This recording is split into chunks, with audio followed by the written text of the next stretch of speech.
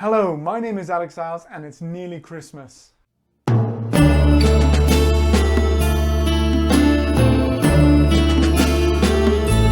I really hope you enjoyed that introduction there. It was quite good fun putting it together, and I think it really encompasses what this channel's about.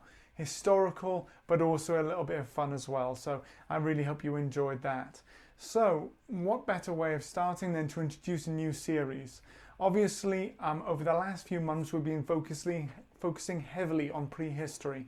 And when we've been focusing heavily on prehistory, I feel as if I've covered and set a foundation for where I want to go forwards.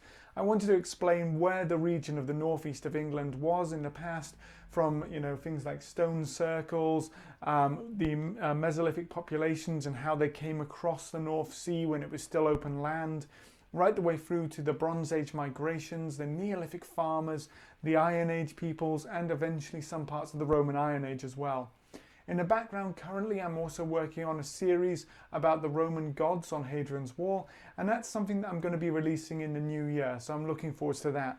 But on the run up to Christmas, I thought what better thing to do than to look at the history of Christmas. So looking at celebrations that have occurred in late December throughout the centuries, and we're going to start off by looking at a Roman Christmas. So when we look at a Roman Christmas, we're going to look at the Roman festival of Saturnalia. And when we look at Saturnalia, we're going to look at, first of all, Saturn himself, and then the actual celebration and how the Romans celebrated that. We're then going to move into the early Middle Ages, or the Dark Ages as some people refer to it, and we're going to look at the Anglo-Saxon celebration of Christmas. So we're going to look at, first of all, the pagan celebration, then we're going to go into the Christian celebration as well.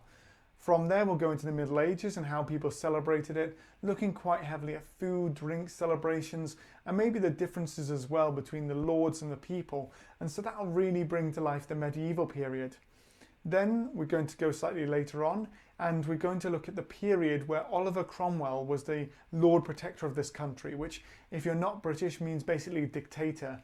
He had executed Charles I, and when he'd executed Charles I, Britain was now under his control, and he was heavily, deeply religious. And when he was deeply religious, he felt that Christmas had moved away from the purpose of what it had started out as, which was to focus on Christ, and become too much of a party, too much of an enjoyment. And it was connected, and he felt in many ways, to a lot of the old Catholic traditions as well. So we're going to have a look at that and how that affected the celebration of Christmas, before going into the Victorian period, where basically we can see the founder of this festival that we know today, Charles Dickens, and alongside that Queen Victoria, because between the two of them, they set up so many of the different parts that we today would understand as the celebration of Christmas and how we enjoy it today. So I hope that will lead us right up until near Christmas.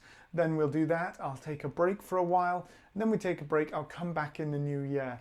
And I'm really looking forward to where that's going to go.